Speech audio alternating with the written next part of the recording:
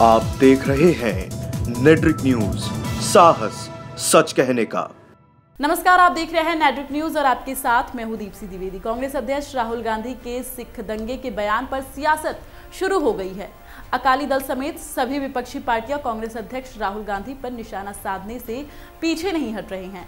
तो वहीं केंद्रीय मंत्री हरसिमरत कौर ने राहुल को आड़े हाथ लिया। हरसिमरत कौर ने कांग्रेस पर तंज कसते हुए कहा कि अगर सिंह नरसंहार नहीं हुआ था तो उनके मुताबिक उनके दादी और पिता की भी हत्या नहीं हुई थी।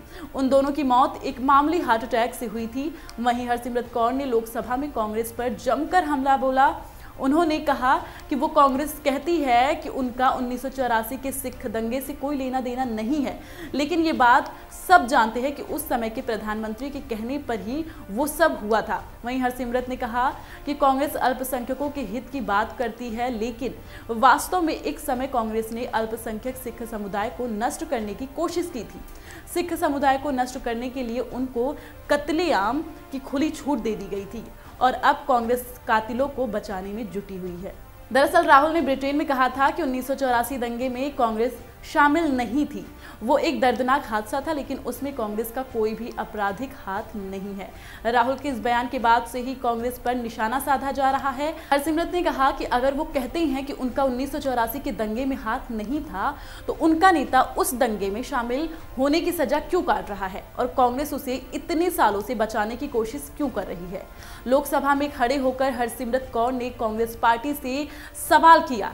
उनके अध्यक्ष बोलते हैं कि 1984 में नरसंहार नहीं हुआ, 1984 में मासूम सिखों का कत्लेआम नहीं हुआ था और उसमें कांग्रेस का हाथ नहीं था।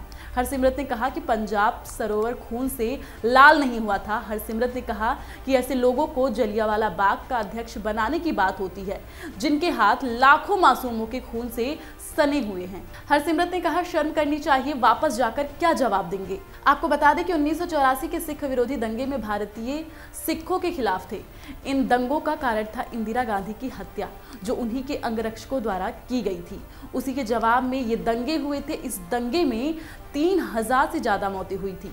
सीबीआई की राय में ये सभी हिंसक कृत्य दिल्ली पुलिस के अधिकारियों और इंदिरा गांधी के बेटे राजीव गांधी के नेतृत्व वाली केंद्र सरकार के सहमति से आयोजित किए गए थे। राजीव गांधी, जिन्होंने अपनी मां की मौत के बाद प्रधानमंत्री के रूप में शपथ ली थी और जो कांग्रेस के एक सदस्य भी थे, उनसे दंगे के बारे में पूछे जाने पर उन्होंने कहा था, जब एक बड़ा पेड़ गिरता है तब पृथ्वी भी हिलती है। सिख दंगे के इतने सालों बाद कांग्रेस नेता सज्जन कुमार को दंगे में शामिल होने की वजह से उम्र कैद हो गई, लेकिन वहीं हरसिमरत कौर इस मामले में गांधी नेहरू परिवार के सदस्यों की जांच की मांग कर रही हैं। अभी के लिए इतना ही, लेकिन देश दुनिया की तमाम खबरों को जानने के लिए आप देखते रहिए नेट्रिक न्यूज। नमस्कार।